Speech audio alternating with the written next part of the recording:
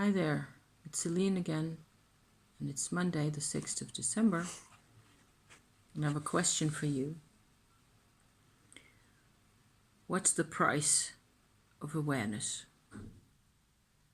And what's it worth to us? What are we willing, what are we able to give for awareness? And what levels of awareness are pushed into our lives, are forced onto us when we don't know how to be that person, how to be that level of aware. These are questions that I am trying to address for myself. For myself, I don't really even question this stuff because I am, from my past, the past that I've lived in this body, at least, I have become unable to do anything else but chase the awareness all the time. As I say it, the words come out of my mouth, I think I'm completely ridiculous because there is still universes that I am not aware of. I can say this today, but I have no clue. I have no more of a clue than anybody else. So let that be clear. And still, it bugs me, it bothers me no end that there is so much going on in the world, in relationships, in the way people treat each other, in the way we behave towards each other, where nothing ever is supposed to change. That drives me nuts. When I'm in a situation with a person who not so much doesn't have the ability to change, but who, I suppose they fear change. I don't know what it is. I can't imagine. Maybe that's my problem here. I cannot imagine what would stop a person from, absorbing and accepting change and growth. If it means growth, 1 milligram of personal growth is worth endless years of struggling and fighting for it. We know that, don't we? But no, we stay stuck. Some people actually do stay stuck in a way that is motivated by old models. And I find this incredibly hard to deal with. The thing is, for me, I've never had that many old models to live by, really. And as I have gone through my Tumo process over the past couple of years, and especially recently, and especially with the, I suppose the eclipses that are in the past couple of months have affected me a good deal as well. I'm not completely sure. I can think of the astrology behind it, but it doesn't even do that much at the moment. That I say that this is obviously Saturn in opposition to my Sun. Yes, it is. Okay, so that's happened before. That's not it. That's not the point of my story. The point of my story is I cannot go back without being in such excruciating pain. What other people use to camouflage the truth, to make things so-called easier, to avoid hurting people, everything about that has become the most painful way of behaving for me. And I am a people pleaser. I still am. I do not want to fight. I hate fighting. I hate being in conflict with people. This is tearing me to pieces, it turns out. I've always hated having to argue with somebody, having to fight through miles of unawareness and, blindness and stupid. Arguing for the sake of arguing is something that's completely alien to me. I don't do any of it. So I'm just sitting here, and by now I'm realizing that I just cannot deal with the old ways of dealing with people anymore, where the old models are always good enough and fear is the base. And it's based, there's a couple of bases: unawareness, fear, and lack. The lack of self. So that we have identification going on with, old things. Endless identification. I called it, just now I remembered I had a great phrase for this, which is awful, I called it recycled self. One thing where recycling is not a good idea.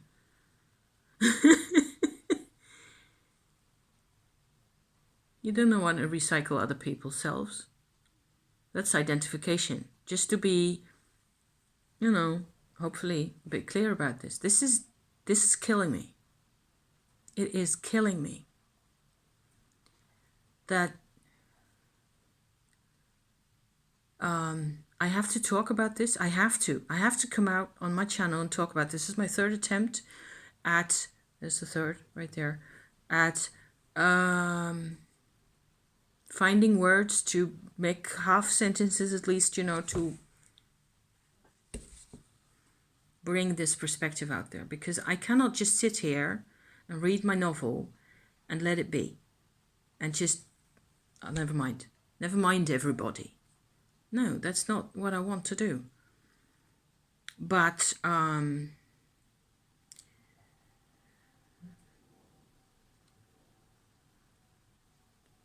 the recycled self is it's the same thing as the transactional relationships that people are talking about a lot on the internet as well, where there's a hidden agenda. Okay, there's always, where it's okay to have a transactional relationships. All relationships are transactional when there's an exchange of some type of product, service, energy, vibration, whatever, field, something. That's completely fine. That's normal. That, I would say, is a normal part of being a physical entity and a body in a life, So I don't see the problem, that the problem being the transaction nature of the whole thing by itself. It becomes a problem when the transaction is really dirty and you don't know what it is that you're agreeing to. Okay, now I seem to be able, by now, I've sort of gotten up to inner speed here, to finding some kind of a way of where it is that I'm having such trouble with this. Why, Because, of course, if there's a hidden aspect to the trade that will be brought out to you unawares at some point, and you will be stuck because you cannot say no because you agreed to the trade. Yeah. So there's all sorts of things like that going on beneath the surface the whole time. And where everybody believes identifying with things in society is what they've always done, and it's unavoidable, more or less, and it's completely normal. I suppose it is, up to a point, depending on where you live and who you live with and so on and so forth. It will be okay for quite a while. It depends. But there are lots and lots of people who are in pain. who are in excruciating pain, not exactly like me, but in the me I used to be until a couple of months ago, where I was being played on.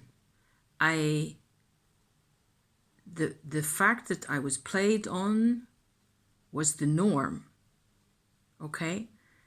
And it has to do with me giving them the power, which is something you've heard other people say, them being everybody outside, anybody, really. I could not speak to a person or have an exchange with a person without there being this whole dirty trade aspect involved, because it's what I learned, just like everybody else. But I've been in pain most of my life, and narcissism and gaslighting and in the past and painful memories and my invalid mother, sickness, trauma piled upon war trauma, piled upon abuse in the family, going generations back. It has created a situation where by now, what with having enough energy because of my Tumo process inside, especially here, I can say now I cannot do this anymore. I cannot support the system of the dirty trades anymore. And I have to come out and say that, even if there's nobody who really cares, or I don't know, if you're here, maybe you do care. Maybe this is you. I don't know. I hope kinda, that you recognize some of the travails in yourself, or that maybe, hopefully, ideally, my travails are yours and you have found some new words because I said them, and you can apply my words where you want them. That's what I want to happen. I'm not telling you what to think, because I don't do a trade here. This is free. I am presenting my videos for free. I'm working on my video, trying to get the words to go where I want them. It takes forever,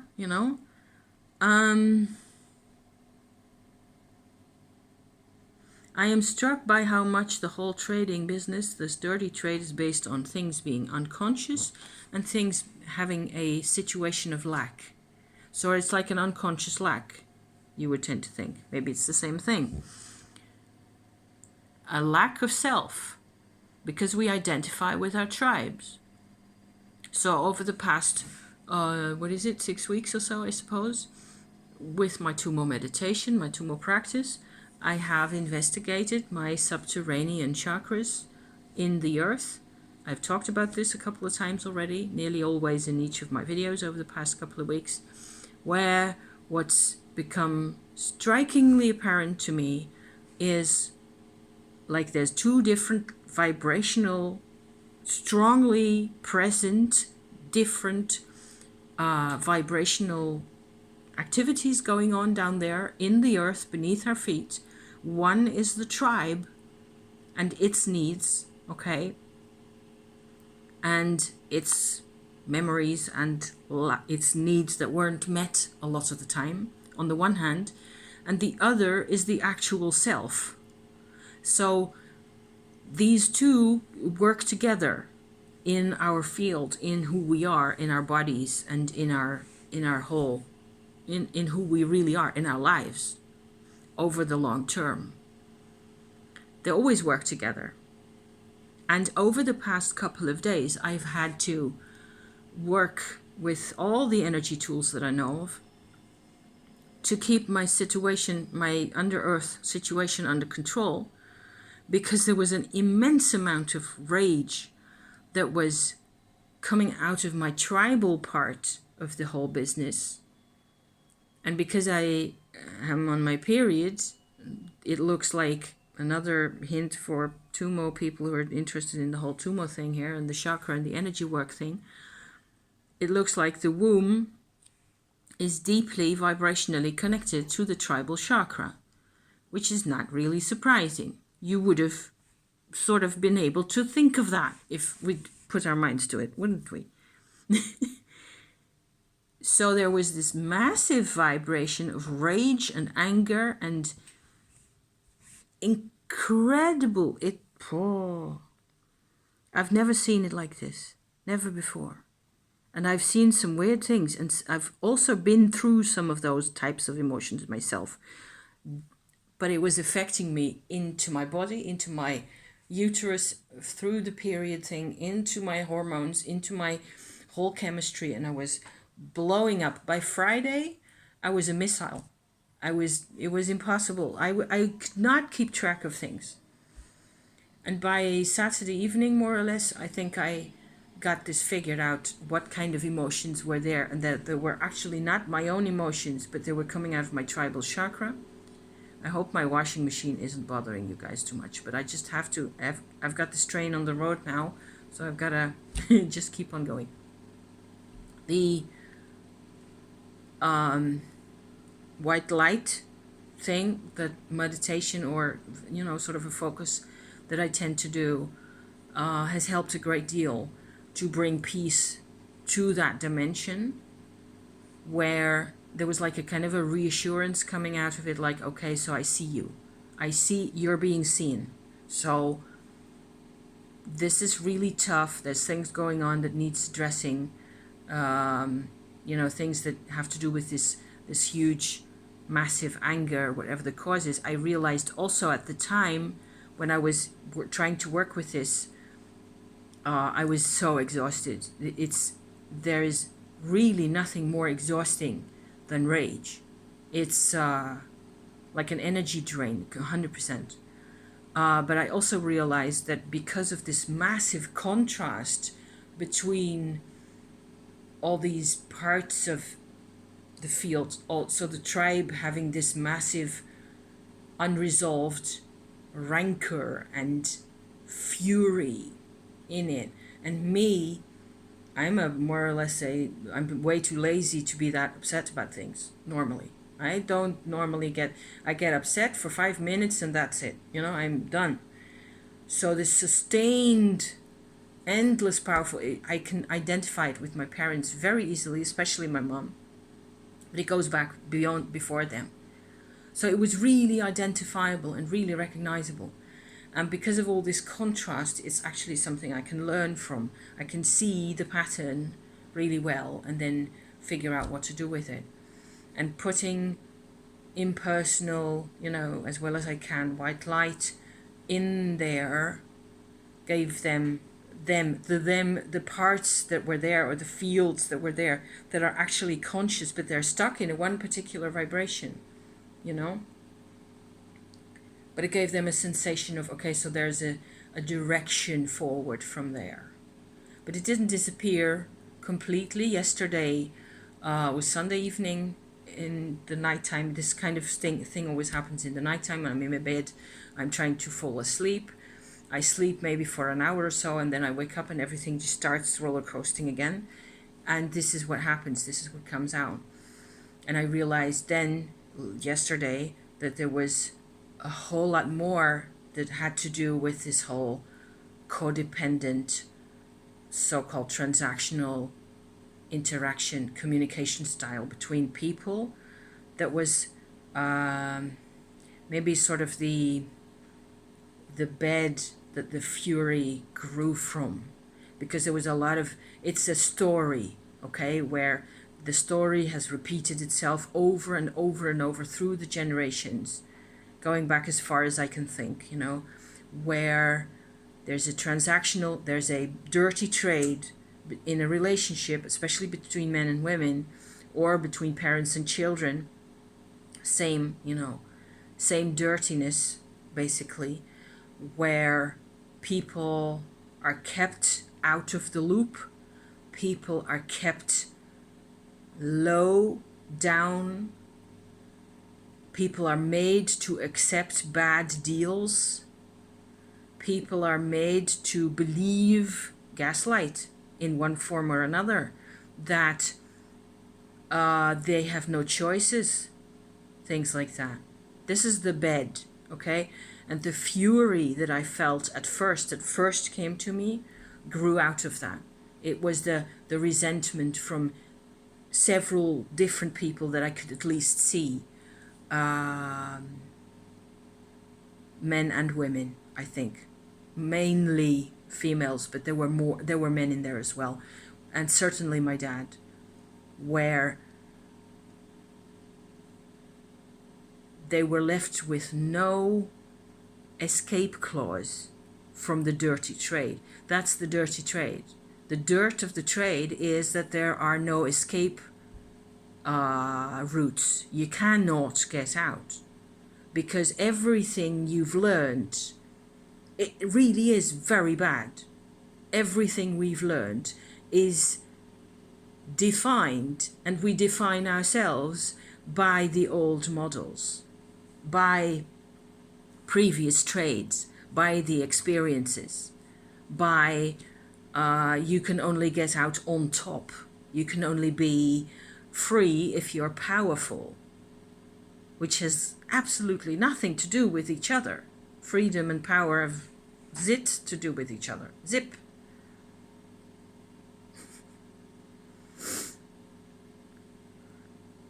So a lot of it in economies, even I think that in discussions of wealth and fairness in economy in the world, there's a lot of knowledge already that lack and destitution can be created, and I believe a lot of the world's problems in terms of economy and fairness and wealth and things like that, equality in the world, there's no equality, and we're led to believe that it's impossible. But the truth will out, I think, eventually. So if I've done anything to contribute to further, even just a millimeter to that by bringing you my distress today, then maybe it'll have contributed somewhere. It'll have helped at some point. And we just have to get this discussion going that there's a lot of people who are in my type of situation where they have done a lot of work on themselves and they've done a lot of changing, but they're still hesitant to draw their conclusions. Okay? And they're still trying so hard to do the trading with people that they just know it's not going to work, and they trade anyway. Because you've just not figured it out that it's not going to work, and it's really not helping, and it's really not a possibility anymore, and that that you have pain about these relationships for a reason. So yeah, so there. Gosh, I may have made some sense here. I'm going to sign off again. Thank you so much for watching and hearing me. If you do, wow. And off into the internet we go. I may not be back really quickly. It depends on whether I find something to have fun with, because wouldn't that be something? It's kind of really awesome and cool to notice that this whole process has been there for a reason. And this is my reason. This is why I just can't do this anymore. No. It's much easier to be alone. And I'm not the only one who feels that way. That I've noticed. So there. Thank you for watching, you guys. I'm going to hang up my laundry because I think it's ready. Thank you, people. See you next time. Bye-bye.